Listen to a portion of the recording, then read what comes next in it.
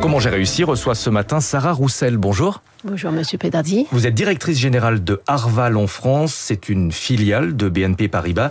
Vous proposez des solutions de financement pour les flottes de véhicules d'entreprise avec des contrats de location longue durée. Vous travaillez aussi un petit peu avec le grand public. Alors c'est loin d'être une niche, les flottes d'entreprise. 34% des nouvelles immatriculations en France sont des flottes de véhicules d'entreprise. C'est pratiquement autant que le marché des particuliers qui lui représente 37%. Pourquoi est-ce que les entreprises choisissent cette solution de financement, le contrat de location longue durée? Quel est l'avantage pour elles? Alors, effectivement, vous l'avez dit, 34% du marché des immatriculations, c'est le marché de l'entreprise. Et sur ces 34%, 60% sont financés par la location longue durée. Donc, on voit que c'est une solution de financement qui est plébiscitée par les entreprises et pour des raisons assez simples, en fait, parce que c'est une solution qui leur permet d'abord de lisser la trésorerie, donc la prévisibilité de la trésorerie. Et dans un monde quand même relativement instable, prévoir cette trésorerie, c'est quand même quelque chose d'important pour leurs entreprises. C'est une solution aussi qui leur permet d'avoir des véhicules récents, donc neufs, donc fiables. C'est très important aussi pour les entreprises. Et puis, c'est une solution qui permet à l'entreprise de payer à l'usage, c'est-à-dire elle paye les kilométrages et la durée qui est convenue dans le contrat. Et puis ça permet d'avoir des véhicules récents, donc moins polluants. Et ça, c'est important. Voilà, aussi. exactement. Voilà. Les entreprises, les grandes entreprises choisissent souvent ces solutions de financement, mais ça n'est pas réservé aux grands groupes. On peut très bien, quand on est une PME, opter pour un contrat de location longue durée. Techniquement, comment ça fonctionne? C'est vous qui restez propriétaire du véhicule? Nous restons propriétaires du véhicule. Nous le donnons en location à notre client. Nous assurons la maintenance.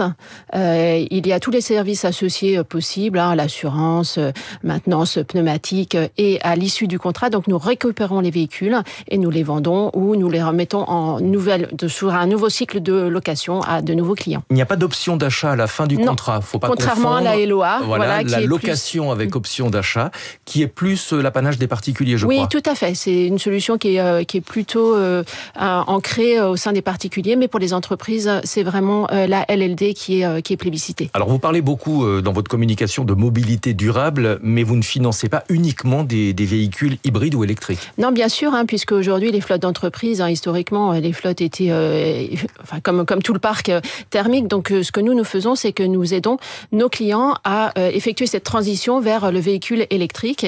Et donc, nous finançons de plus en plus de véhicules électriques, purs électriques ou hybrides au sein des flottes d'entreprise. Le contexte de marché est devenu un peu plus compliqué. Pour quelles raisons? Alors ça c'est clair, aujourd'hui on voit que les chiffres d'immatriculation sont vraiment très mauvais puisque les immatriculations sur les 7 premiers mois de l'année sont en baisse de 8,4%. Pour les entreprises, donc pour le tiers que représentent les entreprises dans ce chiffre-là, c'est 11,7%. Donc elles sont encore plus prudentes, plus frileuses que les particuliers. Oui, tout à fait. Et ça, pour deux raisons. Alors il y a le contexte économique global que je vais pas détailler ici, mais il y a aussi le contexte réglementaire et fiscal qui est extrêmement mouvant. Et donc on sait bien que la stabilité pour les entreprises c'est important, vous l'avez dit précédemment.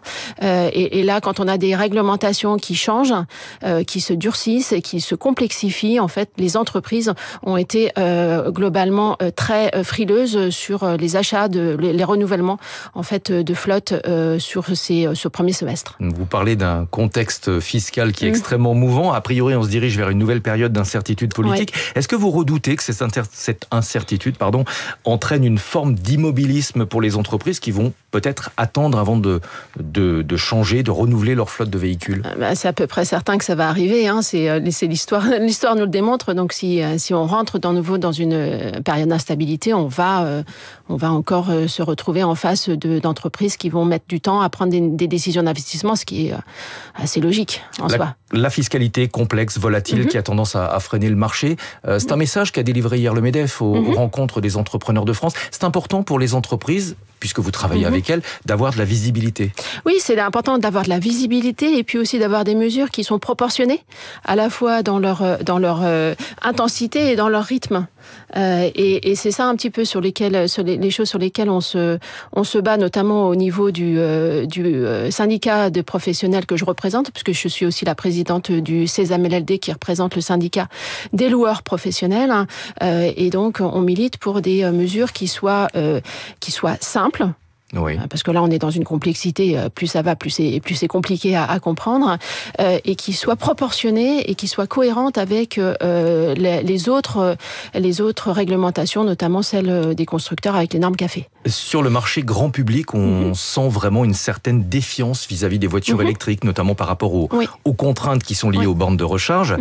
Est-ce que vous avez le même sentiment dans les entreprises? Est-ce qu'il y a également une forme de défiance, peut-être que le mot est un peu fort, vis-à-vis de l'électrique? Parfois, pour certains métiers, notamment les livreurs, il faut envisager une recharge au milieu de la journée. Oui.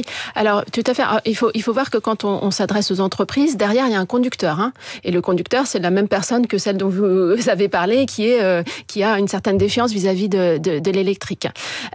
Donc, oui, les entreprises, il faut les accompagner sur cette transformation. Il faut accompagner les collaborateurs des entreprises. C'est pas simple, surtout. Alors, il y a deux types de véhicules dans les entreprises. Hein. Il y a ce qu'on appelle les véhicules statutaires, les véhicules de fonction, qui sont des véhicules particuliers, des voitures particulières, et puis il y a tout ce qui est véhicules utilitaires, qui sont utilisés notamment pour faire les livraisons, les entretiens, les commerciaux également qui doivent se déplacer. Donc c'est effectivement opérationnellement pas forcément toujours simple pour certains types de populations dans les entreprises d'opter pour un véhicule électrique. BNP Paribas, c'est votre maison mère, a également d'autres filiales qui proposent notamment de la location avec option d'achat. Est-ce que vous financez également chez BNP Paribas des bornes de recharge? Oui, tout à fait. On finance. Alors, on a une autre filiale qui est Leasing Solutions, qui vient intervenir sur le financement, qui vient aider les entreprises à financer les bornes de recharge. Et donc, on a effectivement CTLM, Personal Finance, qui vient accompagner les particuliers, notamment sur la LOA. Ouais, c'est sans doute la branche de financement la plus connue du grand public. Merci beaucoup, Sarah Roussel, d'être venue ce matin sur Radio Classique, directrice générale de Arval en France. Petite précision, vous êtes présent dans beaucoup d'autres pays. Hein, oui, dans 29 pays. J'allais dire presque une quarantaine. Non, dans 29 pays en direct. Nous avons une implantation directe dans 29 pays pour accompagner nos clients à l'international. Voilà, Arval, filiale du groupe BNP Paribas. Merci beaucoup d'être venu ce matin. Il est 6h21. Nathalie Janson est avec nous pour les classiques de l'économie. On va parler de la concurrence financière.